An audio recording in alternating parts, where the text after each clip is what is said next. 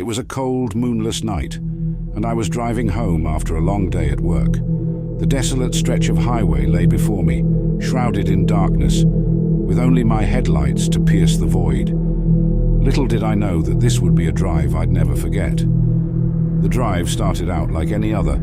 I had my favorite playlist on, the soothing tunes providing a sense of comfort as I navigated the winding road that led through the dense forest.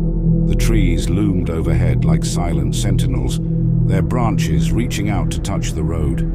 As I drove deeper into the forest, the road seemed to stretch on endlessly, and the feeling of isolation grew. I hadn't seen another car for miles, and the only signs of life were the occasional pair of gleaming eyes belonging to some nocturnal creature lurking at the forest's edge.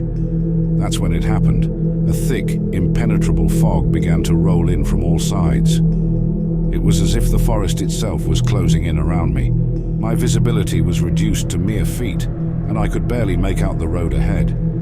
Panic gnawed at the edges of my mind. I slowed down, gripping the steering wheel with white knuckles, desperately trying to navigate through the blinding fog. I considered pulling over and waiting for it to clear, but I couldn't see far enough to find a safe spot to stop. As I continued to drive, my headlights illuminated something in the fog, a figure standing in the middle of the road. I slammed on the brakes, the tires screeching on the pavement as I came to a sudden stop, just inches from the mysterious figure. My heart raced as I peered through the windshield, trying to make sense of what I was seeing. It was a person, or at least it appeared to be. They were dressed in tattered, mud-splattered clothing, their face obscured by a hood. Their hand reached out, fingers beckoning me forward. A sense of dread washed over me. I knew I shouldn't get out of the car, shouldn't approach this stranger in the middle of nowhere. But before I could react, the figure turned and melted back into the swirling fog. I hesitated for a moment, my mind torn between fleeing and investigating, but something compelled me to follow, to unravel the mystery of the figure in the fog. With trembling hands, I put the car in gear and followed where they had gone. The fog seemed to grow denser, enveloping the car in an eerie silence.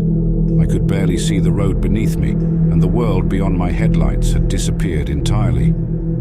Panic set in as I realized that I was lost, disoriented in this foggy abyss. And then I heard it, a low, mournful wail that echoed through the fog, sending a shiver down my spine. It was a sound that seemed to come from the depths of despair, a cry of anguish that sent chills racing along my skin. My heart pounded as I continued to drive, the fog refusing to dissipate. The road had become a twisting, winding maze that seemed to lead nowhere. I was trapped in this nightmarish limbo, my sense of time and direction slipping away. Hours passed, though it felt like an eternity. The wailing grew louder, the fog thicker, and the feeling of being watched intensified. I was no longer alone in that car. There was a presence with me, something lurking just beyond the fog's edge. And then, as suddenly as it had begun, the fog lifted.